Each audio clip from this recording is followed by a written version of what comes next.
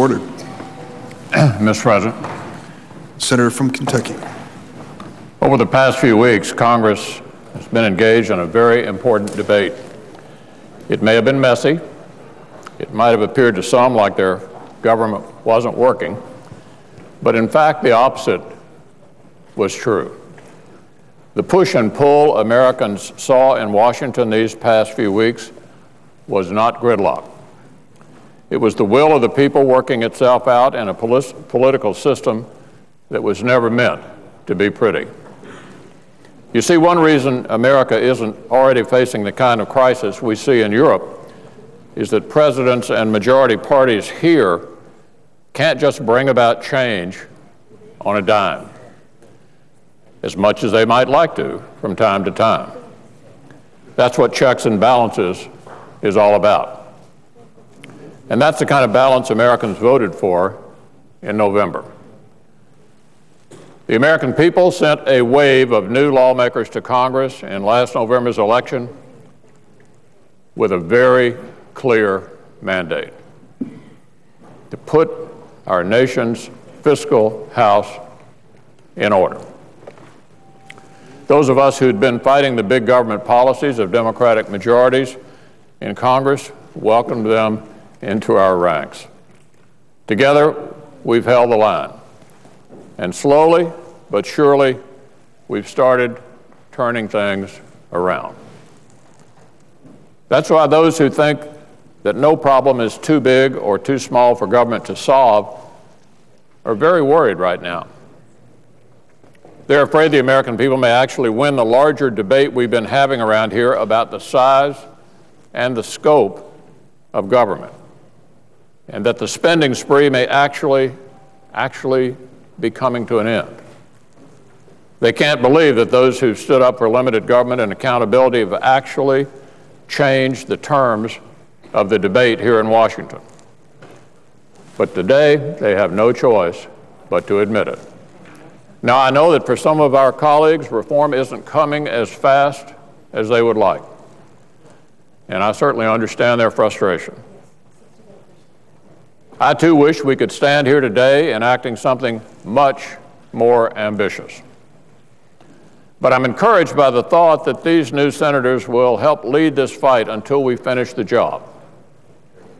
And I want to assure you today that although you may not see it this way, you've actually won this debate. In a few minutes, the Senate will vote on legislation that represents a new way of doing business in Washington. First, it creates an entirely new template for raising the nation's debt limit. One of the most important things about this legislation is the fact that never again will any president from either party be allowed to raise the debt ceiling without being held accountable for it by the American people. And, in addition to that, without having to engage in the kind of debate we've just come through. Because you see, Mr. President, whoever the next president is will be back asking to raise the debt ceiling again. It will provide another opportunity for us to focus on the subject raised by the request to raise the debt ceiling. So we'll be back at it, probably in the early part of 2013, trying to continue to make progress toward reducing the size and scope of government and reducing our spending. This kind of discussion isn't something to dread, it's something to welcome. And while the President may not have particularly enjoyed this debate we've just been through, it was a debate that Washington very much needed to have. As for the particulars, this legislation caps spending over the next 10 years with a mechanism that ensures that these cuts actually stick. It protects the American people from government default that would have affected every single one of them in one way or another. It puts in place a powerful joint committee that will recommend further cuts and much-needed reforms.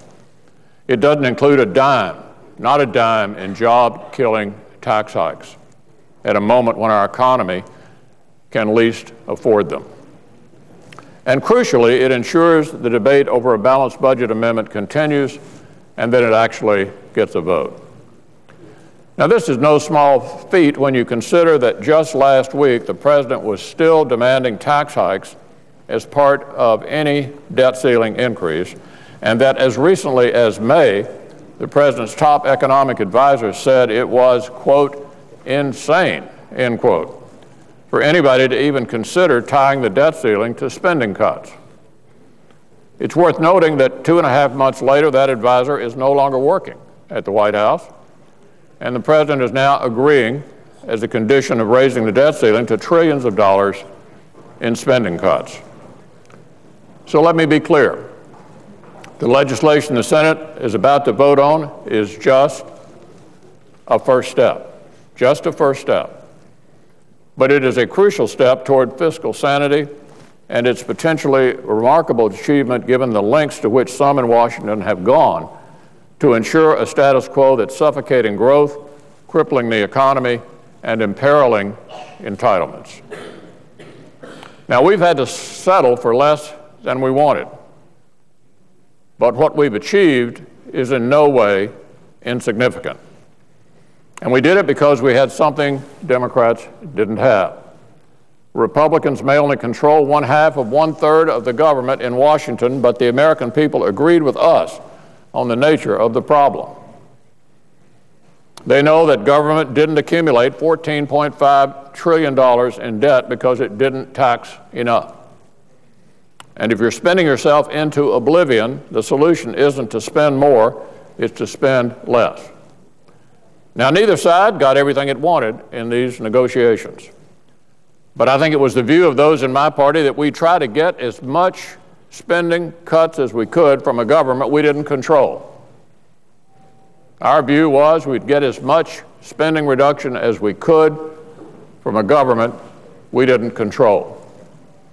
And that's what we've done with this bipartisan agreement. This is not the deficit reduction package I would have written. The fact that we're on a pace to add another $7 trillion to the debt over the next 10 years is certainly nothing to celebrate. But getting it there from more than $9 trillion, the president continued to defend until recently, is no defeat either.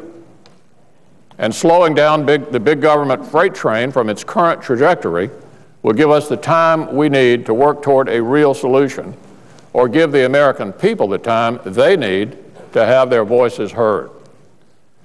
So much work remains. And to that end, our first step will be to make sure that Republicans who sit on the powerful cost-cutting committee are serious people who put the best interests of the American people and the principles that we've fought for throughout this debate first. But before we move to the next steps, I'd like to say a word about some of those who made today's vote possible. And I'll start with Speaker Boehner. It should be noted that he helped set the terms of this debate by insisting early on that we'd oppose any debt limit that didn't include cuts that were greater than the amount the debt limit would be raised. And he stuck to his guns. The Speaker and I have worked shoulder to shoulder over the past few months, and it's certainly been a pleasure. He's been a real partner, and I assure my colleagues we wouldn't be here without him. So I want to thank the Speaker and the entire Republican leadership in the House for standing on principle. And I want to thank my Republican colleagues here in the Senate for their determination, their ideas, and their support. We wouldn't be here without them either. And I want to thank my friend, the Majority Leader, for his work in getting this agreement over the finish line. We may disagree a lot, but I hope everyone realizes it's never, ever personal. And I think today we can prove that when it comes down to it, we'll get together when the greater good is at stake. I also want to thank the President and the Vice President and everyone on their staffs who believed, as we did, that despite our many differences, we could all agree that America would not default on its obligations. It's a testament to the goodwill of those on both sides that we were able to reach this agreement in time. Neither side wanted to see the government default, and I'm pleased we were able to work together to avoid it. Now, this bill does not solve the problem. but it at least forces Washington to admit that it has one. The bill doesn't solve the problem, but it forces Washington to admit that it has one. And it puts us on a path to recovery. We're nowhere near where we need to be in terms of restoring balance, but there should be absolutely no doubt about this. We have changed the debate, we're headed in the right direction, and people are wondering how it happened.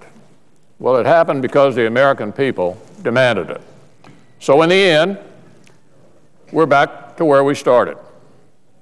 The only reason we're talking about passing legislation that reins in the size of Washington instead of growing it is because the American people believed they could have a real impact on the direction of their government. They spoke out, and we heard them. And it's only through their continued participation in this process and lawmakers who are willing to listen to them that we'll complete the work we've begun. As Winston Churchill once said, courage is what it takes to stand up and speak. Courage is also what it takes to sit down and listen. I can't think of a better way to sum up this last year, and in particular these last few months right here in Washington, than that. The American people want to see accountability and cooperation in Washington, and they want to see that we're working together to get our fiscal house in order. This legislation doesn't get us there, but for the first time in a very long time, I think we can say to the American people that we're finally facing in the right direction. And for that, we have them to thank.